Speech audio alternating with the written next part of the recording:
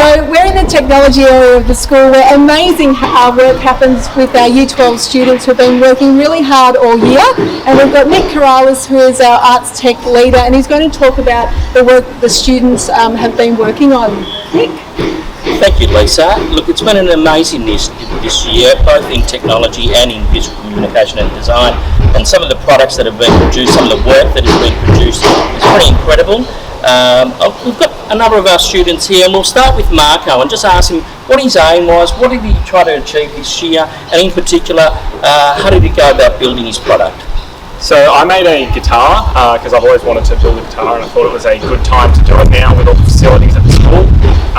So I decided to use reclaimed timbers from the school hall that were taken out when we did renovations to build the guitar, so I could have a bit of a connection back to the school. So I made a solid body electric guitar, fully plain, which was a big challenge because I've never done something like that before. And it was also very different because a lot of other people were doing sort of different products to a fully working guitar. So I had to do a lot of research myself to basically figure out how to build the thing. And what was the most challenging aspect of the design, do you think? Probably making the frets play and everything on the guitar, so making it playable, making sure it intonates, and making it actually play as a real guitar. Because if the neck's not straight, things like that, it can very quickly not be functioning. So that was probably the hardest part. Very good. Is there anything you'd like to add to this, Marco? Not really. Mainly just I could have planned my time a little bit better because time management was very important. With the school classes we had throughout the year, so it was difficult to sort of plan everything so I could finish it on time at the end of the year. Excellent, and I must say congratulations, and we look forward to you playing one of our Year 12, one of our school assemblies, and I'm sure it'll be a treat to hear you play. So thank you. Thank you. And we'll move over now to one of our other students, this time in visual communication and design, and that's Hannah. Hannah had an amazing work ethic this year and is really focused on producing quality work for visual communication. Can you explain to us a little bit about the designs you've created this year and your final pieces? Yeah, so as Mr. Corrales said, for VisCom we have to create a final folio, and so there were two components and two final presentations that we had to produce. So my first presentation was to create a logo and signage, which I ended up doing a bit of woodwork in, which kind of crossed over with different subjects. And then my second presentation was a poster. And so my client that I created was called Dorolo's Steampunk Shop.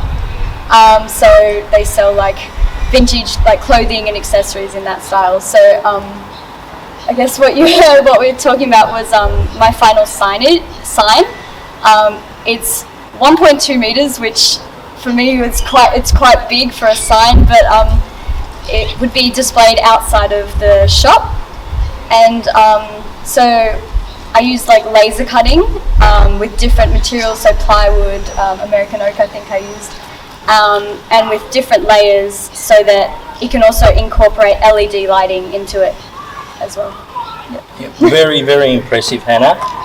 Is there any aspect of the design that you really enjoyed working on more than another area? Oh, well, I really actually loved making the sign because I haven't really done a lot of woodwork in the past. Like my field is generally a bit more like in the graphic design area, so this was a bit outside of my comfort zone. So I really enjoyed doing something different. Yeah. Well done. It's an amazing final piece, and you should be really proud. Thanks. Jensen is another one of our Year 12 PDT students, Product Design and Technology. And Jensen, you created a audio unit, let's call it, this year, where you can store albums and a record player. Can you tell us a little bit about your product? So, setting out for this, I wanted to make a mid-century inspired vinyl record cabinet, and one of the two important things I needed was to have the separate sections for the records and then a flip-top lid for the actual record player, as well as housing for the amplifier. And another big thing I really wanted to achieve with this was miter joints, so that when you look at it from the side, it's just two bits of timber meeting with no seams in between. Outstanding. Jensen really focused on ensuring that the product would be something that you could possibly buy at a shop. So it's a quality product that he produced, and certainly the fittings and the fixtures and the final aspect of the design really came together well. Congratulations, Jensen. Laurie, can you tell us a little bit about your design? Yeah, so my mum wanted a new bedside table to replace her cheap IKEA one. She wanted to be able to store books, house a lamp. She also wanted a drawer for some personal items, as well as a tile trivet that's been routed into the top that you can place a hot cup of tea or coffee on. She wanted it to be safe, so you don't bump into sharp edges during the night. And I went ahead with that and used the Blum, they're a great hardware company, and used their soft close system. And it also means it doesn't have hardware on it, so there's no knobs or handles to knock onto. And yeah, I used Tassie oak, recycled Tassie oak from a joiner down in Mordialloc. And yeah. Excellent. And can you tell us the most innovative aspect of the design that you think you've created here? It's probably the pocket door. It's a system where you can have a door that closes and goes into the cabinet, so you can have it open without the door getting in the way. I spent a lot of time researching that and finding the right system, and yeah. Excellent. Another quality product. And finally, Sam. Sam, you created a light tower, let's call it. Yeah. Can you explain to us what your aim and intentions were there? So my initial aim going into this was to create a tall floor lamp that would be able to reach a certain height. My original height was 2 meters, but then I went down to 1.6 for realistic sake, just because of resources, time, and so forth.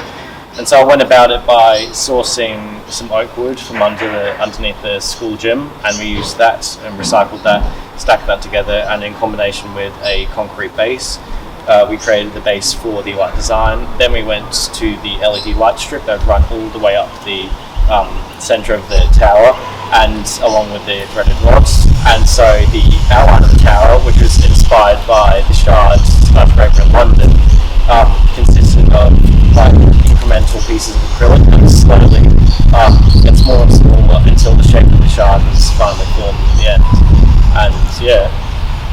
Thank you, Sam. Again, an outstanding piece of work from Sam and everyone here, and that they should all be proud of.